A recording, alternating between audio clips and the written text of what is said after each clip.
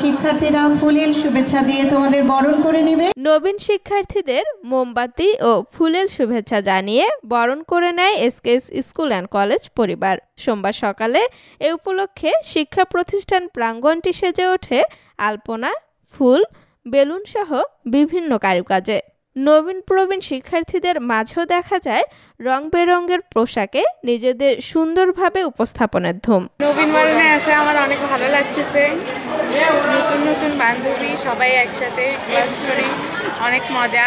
তো আমাদের অনেক নবীন ভাই বোনেরা রয়েছে, তারা হচ্ছে বিভিন্ন জায়গা থেকে এসেছে, বিভিন্ন স্কুল থেকে এসেছে।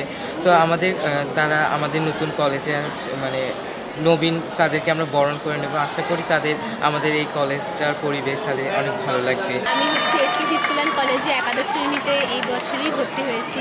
মানে কলেজে নতুন, তবে স্কুলেও ছিলাম এসকেএসেই। আর আজকে যেহেতু আমাদের নবীন বরণ অনুষ্ঠানটা পুরোটাই আমাদেরকে জুড়েই করা, খুবই মজা লাগছে। এখানে এসে নতুন নতুন বন্ধুদের সাথে পরিচয় হচ্ছি, তারপরে কিছু কিছু পুরাতন বন্ধু আছে, তবে নতুনদের সাথে পরিচয় হচ্ছি। সেই অনুষ্ঠানই আজকে মানে খুবই মজা লাগছে। টিচাররা অনেক আন্তরিক, আর সবথেকে বড় বিষয় হচ্ছে কলেজের পরিবেশ খুবই সুন্দর।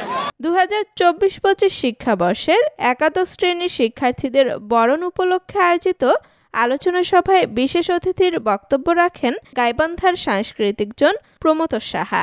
এ সময় উচ্চ পর্যায়ে পৌঁছানোর জন্য শিক্ষার্থীদের প্রথমে লক্ষ্য স্থির করার পরামর্শ দেন তিনি। আমাদের স্কুল দেখতে সুন্দর, সবকিছু সুন্দর, পরিচ্ছন্ন, পরিবেশ সুন্দর, সবই সুন্দর, কিন্তু আমাদের লক্ষ্য রাখতে হবে আমাদের পড়াশোনার মানটি সুন্দর হয় কিনা, ভালো হয় কিনা, এবং আমরা যেটা করছি সেটা যেন আমরা উচ্চ পর্যায়ে যেতে পারি। এবং গাইবান্ধায় একটি সুনাম বই নিয়ে আসবে। এই স্কুল ইতিমধ্যেই অনেক সুনাম করিয়েছে।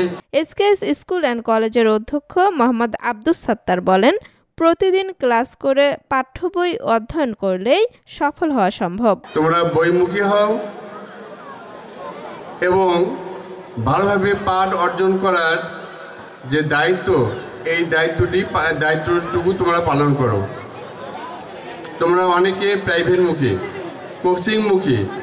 যদি তোমরা বইমুখী হও, নিয়মিত স্কুলে যাও, পড়াশোনা করো, আমার মনে হয় এই যে কোচিংমুখী হওয়া, প্রাইভেট টিউশনি করা কোনো প্রয়োজন নেই।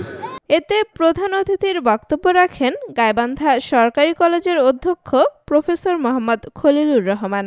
বলেন, যুগের সাথে তাল মিলিয়ে চলতে শিক্ষার্থীদের কৃত্রিম বুদ্ধিমত্তা আত্মস্থ করে সঠিক খাতে প্রয়োগ করতে হবে। অনেক বিশ্ববিদ্যালয়ে বাংলাদেশের AI অর্থাৎ কৃত্রিম বুদ্ধিমত্তার একটা সাবজেক্ট খোলা হয়েছে। সেটিতে সহ আমরা তো জানি যে কম্পিউটার, আমরা প্রত্যেকেই কম্পিউটার চালাতে জানি, আমরা প্রত্যেকেই মোবাইল ব্যবহার করি।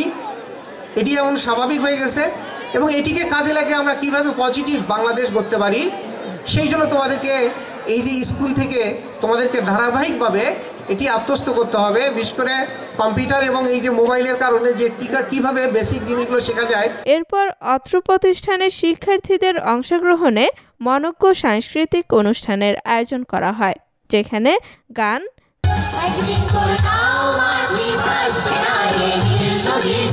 নৃত্য, কবিতা,